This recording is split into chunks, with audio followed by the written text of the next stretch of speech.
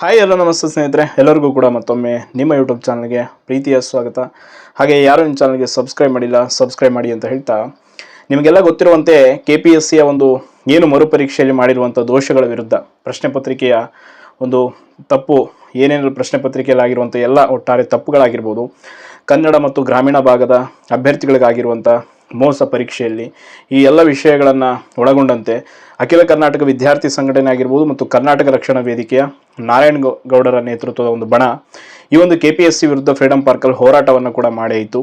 ಅದಾದಮೇಲೆ ಆ ಹೋರಾಟಕ್ಕೆ ಯಾವುದೇ ಸ್ಪಂದನೆಯನ್ನು ಸರ್ಕಾರ ನೀಡದ ಕಾರಣ ನೇರವಾಗಿ KPSCಗೆ ಮುತ್ತಿಗೆಯನ್ನು ಹಾಕುವಂಥ ಕೆಲಸಕ್ಕೆ ಕರ್ನಾಟಕ ರಕ್ಷಣಾ ವೇದಿಕೆ ಒಂದು ಮಾಡುತ್ತೆ. ಸೊ ಅದಕ್ಕೆ ಸಂಬಂಧಪಟ್ಟಾಗಿ ಒಂದು ಕರೆಯನ್ನು ಕೊಡುತ್ತೆ. ಎಲ್ಲ ಕಾರ್ಯಕರ್ತರು ಸೇರಿ KPSC ಕಚೇರಿಗೆ ಮುತ್ತಿಗೆ ಹಾಕುವ ಕೆಲಸವನ್ನು ಮಾಡ್ತಾರೆ.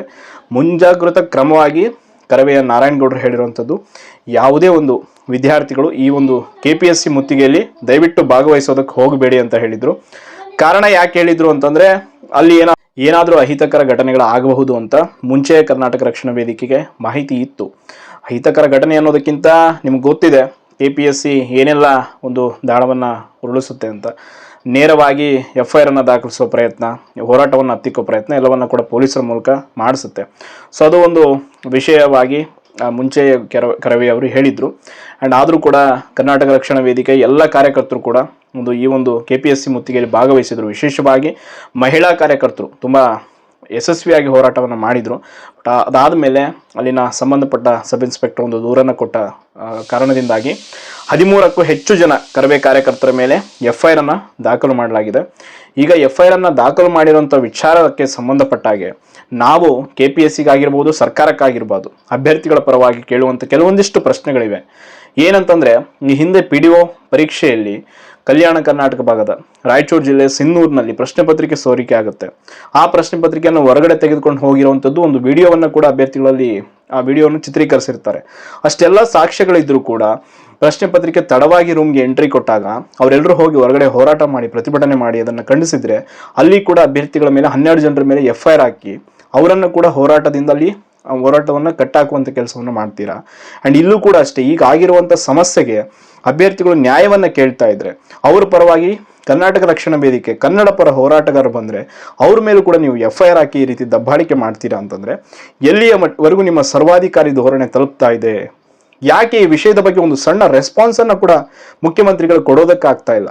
ಸಾವಿರಾರು ಜನ ಅಭ್ಯರ್ಥಿಗಳು ಫ್ರೀಡಂ ಪಾರ್ಕಲ್ಲಿ ಸೇರಿ ಅಲ್ಲಿ ಸಾಂಕೇತಿಕವಾಗಿ 5 ಜನ ಬಂದು ಮುಖ್ಯಮಂತ್ರಿಗಳನ್ನು ಭೇಟಿಯಾಗಿ ಮುಖ್ಯಮಂತ್ರಿಯವರಿಗೆ ಮನವಿಯನ್ನು ಕೊಟ್ಟರೆ ಅಟ್ಲೀಸ್ಟ್ ಒಂದು ಸೌಜನ್ಯಕ್ಕಾದರೂ ಈ ರೀತಿ ಹೌದು ಅಭ್ಯರ್ಥಿಗಳೆಲ್ಲ ಸರಿ ಹೋರಾಟ ಮಾಡಿದ್ದೀರಾ, ಖಂಡಿತವಾಗಿಯೂ ನಾವು ಇದನ್ನು ಬಗೆಹರಿಸ್ತೀವಿ ಅಥವಾ ಏನೋ ಒಂದು ಮಾಡ್ತೀವಿ ಅಂತ ಒಂದು ಮೀಡಿಯಾದ ಮುಂದೆ ಕೂಡ ಒಂದು ಹೇಳಿಕೆಯನ್ನು ನೀಡೋದಕ್ಕಾಗ್ತಾ ಇಲ್ಲ. ಯಾವ ಸಚಿವರ ಕೈಲೂ ಆಗ್ತಾ ಇಲ್ಲ. ಕನ್ನಡ ಮತ್ತು ಸಂಸ್ಕೃತಿ ಇಲಾಖೆ ಸಚಿವರು ಇದ್ದೀರಾ, ಎಲ್ಲರೂ ಇದ್ದೀರಾ, ಯಾಕೆ ನೀವೆಲ್ಲ ಒಂದು ಅಭ್ಯರ್ಥಿಗಳ ಪರವಾಗಿ ನಿಲ್ತಾ ಇಲ್ಲ?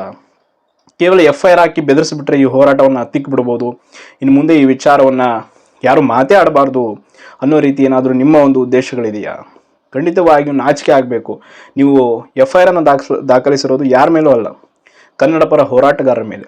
ಆ ಹಿಂದಿನ ದಿನ ಏನು 24ನೇ ತಾರೀಕು ಮುತ್ತಿಗೆ ಹಾಕೋದಕ್ಕೆ ತಯಾರಿತ್ತು, 23ನೇ ತಾರೀಕು ವಾಟ್ಸಪ್ ಮೂಲಕ ನೋಟಿಸನ್ನು ಕಳಿಸಿರ್ತಾರೆ ಅಖಿಲ ಕರ್ನಾಟಕ ವಿದ್ಯಾರ್ಥಿ ಸಂಘಟನೆ ಅಧ್ಯಕ್ಷರಿಗೂ ಹಾಗೂ ಕರವೇ ನಾರಾಯಣಗೌಡರಿಗೂ.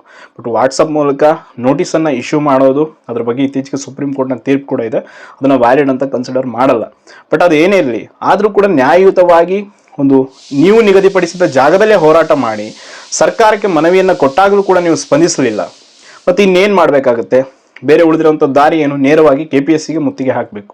ಇನ್ನು KPSC ಮುತ್ತಿಗೆಯನ್ನು ಹೊರತುಪಡಿಸಿ ಕೂಡ ರಕ್ತದಲ್ಲಿ ಪತ್ರ ಚಳವಳಿನ ಮಾಡೋದಕ್ಕೂ ಕೂಡ ಈಗ ಕರವೇ ಮುಂದಾಗಿದೆ. ಇಷ್ಟೆಲ್ಲ ನಡೀತಾ ಇದ್ರೂ ಕೂಡ KPSC ಮಾತ್ರ ತನ್ನ ಮೊಂಡುತನವನ್ನು ಬಿಡದೆ ನೇರವಾಗಿ ಮುಖ್ಯ ಪರೀಕ್ಷೆಗೆ ಈಗ ಆಲ್ರೆಡಿ ಅರ್ಜಿಯನ್ನು ಕೂಡ ಆಹ್ವಾನ ಮಾಡಿದೆ. KATಯಲ್ಲೂ ಕೂಡ ಇದ್ದಂಥ ತಡೆ ತೆರವಾಗಿದೆ. ಇನ್ನು 3ನೇ ತಾರೀಕು ಅಂತಿಮ ವಿಚಾರಣೆ ಇದೆ KATಯಲ್ಲಿ. ನೋಡೋಣ ಅಲ್ಲಿ ಏನಾಗುತ್ತೆ ಅನ್ನೋ ವಿಷಯ. ಇನ್ನು ತುಂಬ ಜನ ಹೇಳ್ತಾ ಇದ್ದಾರೆ ಹೈಕೋರ್ಟ್ಗೆ ಅಪ್ರೋಚ್ ಮಾಡಿ ಹೈಕೋರ್ಟಲ್ಲಿ ನ್ಯಾಯ ಸಿಗಬಹುದು ಅಂತ. ಬಟ್ ಅದೆಲ್ಲ ಹೋರಾಟ, ಕಾನೂನಾತ್ಮಕವಾಗಿ ಏನೇ ಮಾಡಿದರೂ ಕೂಡ ಎಲ್ಲದೂ ಕೂಡ ಅಭ್ಯರ್ಥಿಗಳ ಒಂದು ತಾಳ್ಮೆ ಅನ್ನೋದು ತುಂಬ ಮುಖ್ಯವಾಗುತ್ತೆ. ಒಟ್ಟಿನಲ್ಲಿ ಈ ವಿಷಯದಲ್ಲಿ ನ್ಯಾಯ ಸಿಕ್ಕಿಲ್ಲ ಅಂದರೆ ಖಂಡಿತವಾಗಿಯೂ ಒಂದು ದೊಡ್ಡ ಮಟ್ಟದಲ್ಲಿ ಎಲ್ಲ ಅಭ್ಯರ್ಥಿಗಳು ಕೂಡ ಅನ್ಯಾಯ ಆದಂಗೆ ಆಗುತ್ತೆ ಅಂತ ಹೇಳ್ತಾ ಧನ್ಯವಾದಗಳು.